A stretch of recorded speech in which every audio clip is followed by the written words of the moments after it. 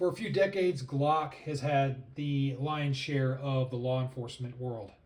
And for good reason. Glock is great, and they've done a good job. They've really proved themselves in the law enforcement and military arenas. But nowadays, I'm seeing the M&P series from Smith & Wesson really gaining traction more and more. It seems like more and more body cam videos I watch on YouTube, I'm seeing Smith & Wessons in the hands of law enforcement officers just almost as often as I'm seeing Glocks still in the hands of law enforcement officers.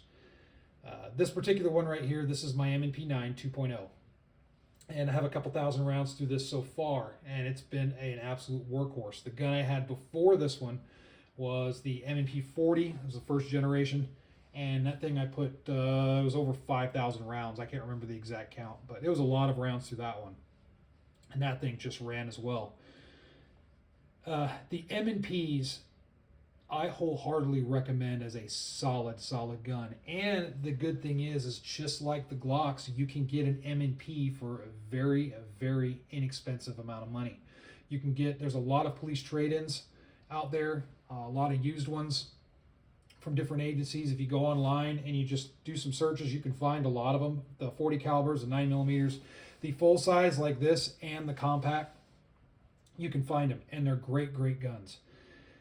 This one right here, it's showing a little bit of wear, but it's not too awful bad. You can see a little bit of wear on the top.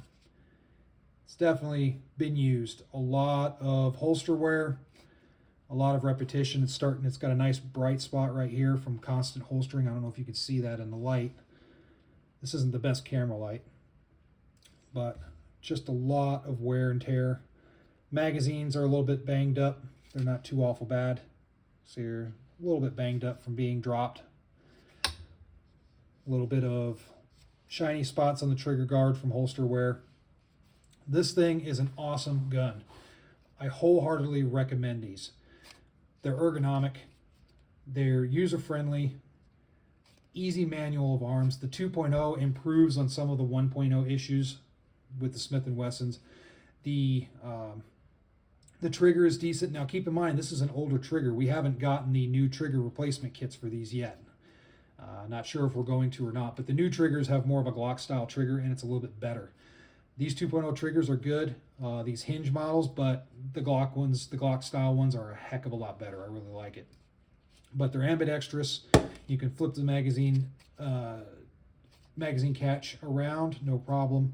The sights are good. These are standard factory night sights, which are solid, but you can also change these out. They do have optics ready. The personal M&P that I own at home is a more updated version of this with the better trigger, and it is optics cut. It has an optic on it.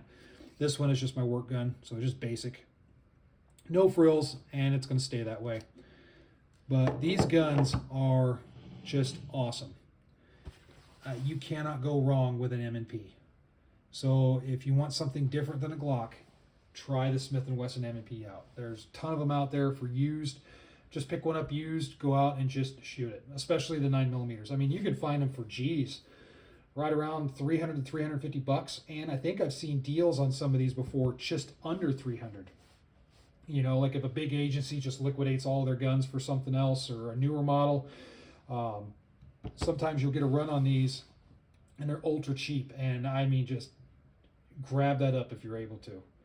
But in any case, feel free to post your comments below on your experiences with the M&P.